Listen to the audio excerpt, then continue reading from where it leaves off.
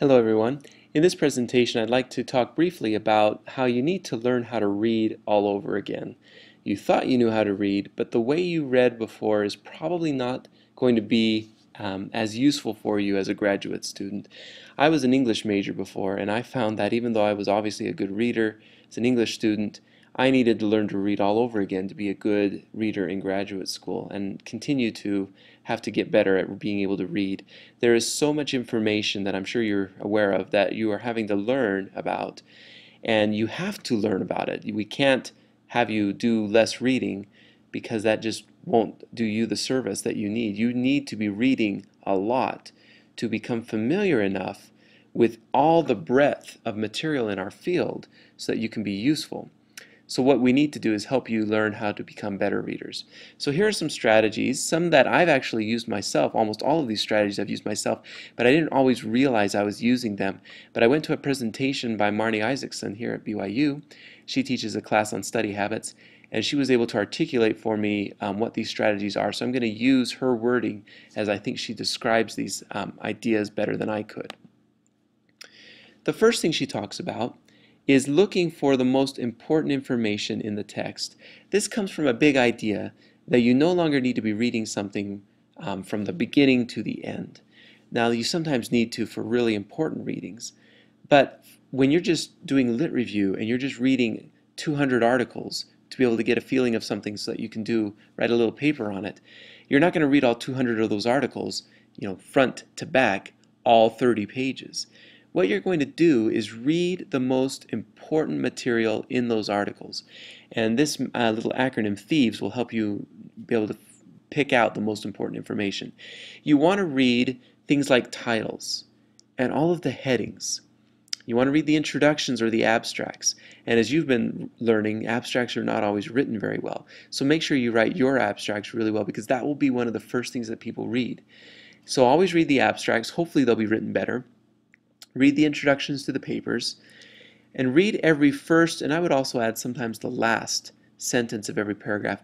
If you're reading through a paper, and so you've read the introduction, you've read the abstract, and it's interesting enough that you want to read the paper, you're still not going to read every word in that paper. But you're reading through every paragraph and you're kind of skimming. And an effective skimming strategy is to read every first and last sentence, because those are the most important and powerful parts of that paragraph. So also as a writer, this should be a clue to you that your first and your last sentence of your paragraph should be the most powerful sentences in that paragraph. For example, a common problem that many people have is they will like to end their paragraphs on a quote. Don't ever end a paragraph on a quote. That's using someone else's words. You want to end with your words. So you might have a powerful sentence that introduces a concept, have several quotes that back it up, and then a final sentence that kind of analyzes the quotes. And you want to do that. That'd be a more effective strategy. So when I'm skimming, I will often just kind of skim over the first and last sentences of every paragraph. You also want to look for vocabulary because you're trying to pick up on key words that you can use to be able to do better searches in the databases. Because a lot of times when we're doing searches on the internet, in EBSCO or ERIC or things like that, we don't know what words to use, and we're using the wrong ones. And that brings up a lot of just incorrect results in our searches. So you're looking for vocabulary that'll help you do more effective literature searches. You're looking for things like questions, and that'll help guide you because the answers will probably follow the questions, and so the questions will be like an advanced organizer to help you understand what's going to come after that. And then of course the summary at the end is also very important for being able to understand. So if you were to look for the thieves in every article, you would get the main ideas from the article without having to read the whole article. And then if you found an article that was, the golden article, the one that you're going to base your research around, you would of course want to read that front to back, cover to cover, but that's not going to be the case with every article. So when I'm reading, and Marnie says this as well, make sure you have a purpose, that you're reading what you need. Now in our class, part of what the purpose was to read and read more cover to cover these classic writings, because you have to know about Merrill, and you have to know about Gagne, and you have to know about constructivism and cognitivism. Those are just things you have to know about. But now you've got your foundation. So in all of your future reading, read what you have to and have a purpose. If you're writing a dissertation, read dissertations. If you're writing a method section, then read method sections. If you're writing a lit review, then read lit reviews. So read what you need at the time for what you're writing. And Marnie suggests, and I would agree with this, she says stop often to, quote, download or synthesize the writing. And she says the harder it is to read the material, the more often you have to stop and download. Now this is what we were trying to do in class when I was asking you to take notes and to outline things. And she talks about making linear diagrams, doing outlines, making mind maps, or telegramming, which is restating the meaning of this article or passage of this article in the fewest words possible. Doing that will help make that material that you've been reading coalesce in your brain and really create those schemas in your cognitive structures. So it's not just because it's busy work. That really will help you understand your reading if you will stop to download and synthesize what it is you're trying to understand about this piece of writing. So keep that habit up from what we've done in class. It's also helpful to learn how to read faster. And when I was a grad student, took a seminar class on speed reading. And it's not just bogus stuff, it actually works. So a few things on how you can speed up your reading a little bit. Preview what you're reading up ahead so that you kind of know what's coming. Set a purpose so you know exactly what you're reading for, and when you find what you've looked for, you can stop at that point. Push yourself faster. So it's nice to kind of do like exercises. Pick a piece of, maybe get a church book and time yourself for a minute and see how much you can read in a minute, and then try to read more in another minute, and then more the third minute, and just push yourself to get faster and faster. One thing that you may not realize is that you can read faster, well, you can comprehend material faster than you can probably read it.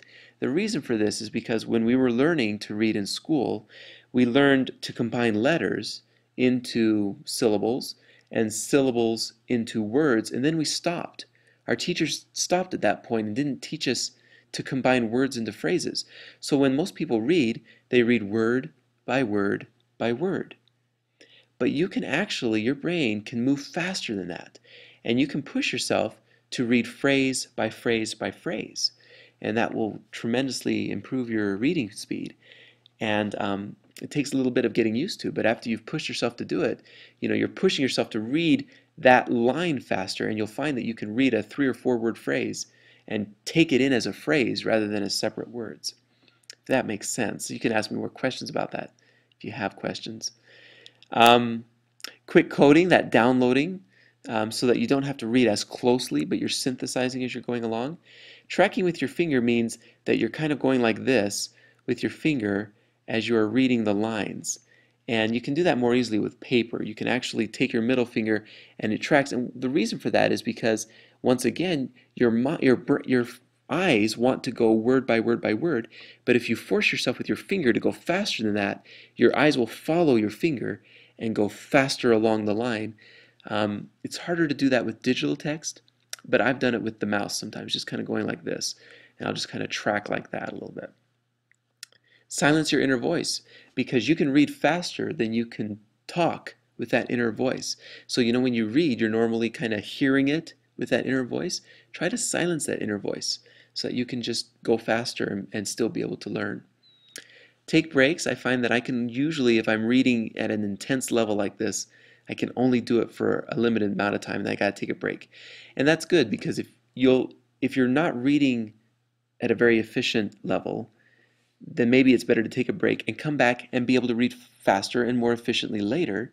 That could be more useful to you than trying to slug along when you're being sluggish in your reading. Exercise, practice these reading techniques, and know that it gets easier to read the more you know. It's really hard when you're first starting out. I recognize that. The reason for that, remember we learned in cognition theory, is that learning information is all about schemas and connections in your brain. Well, when you're starting out, you don't have very many of those connections yet. But the more you read, the more connections you'll have, which make it easier and faster to be able to read in the future. So don't be frustrated with how long it takes you to read and understand material at the beginning. And don't give up, because you have to keep reading. You have to keep reading, and that will make it easier for you to be able to take in information in the future. Finally, the last thing I would say, just a few tips on reading. You have to know your area of expertise. If you are doing research on cognitive load, then you have to know everything that's been said about cognitive load, more or less. You have to really know the research on cognitive load. But don't stop there. You have to read and also attend conferences that are outside your field of expertise as well. And the reason for that is because we know in creativity research that the best ideas come from diverse ideas being mixed together. That's why you try to get two very different people on the same team working together. Same thing for just an individual. You need to be well read outside of your field of expertise so that you can mix those disparate ideas together, and those will often become your most creative and most important ideas. So for example, I always go to AECT because that's my home conference. That's my area of expertise. But I also go to AERA, which is the American Educational Research Association. And when I go there, they have presentations on instructional design, but I don't go to the presentations on instructional design. I go to the presentations on all sorts of random, weird stuff that I normally don't ever hear about because I want to get exposed to new ideas. And that has been so fruitful because I come home from AERA and I mix those kind of weird, crazy ideas that are completely outside of my field, and I mix them with the things we do in our field, and that's been very profitable for me. So I'll just give that to you as a piece of advice. Know your area of expertise, but also read outside of your field on occasion as well.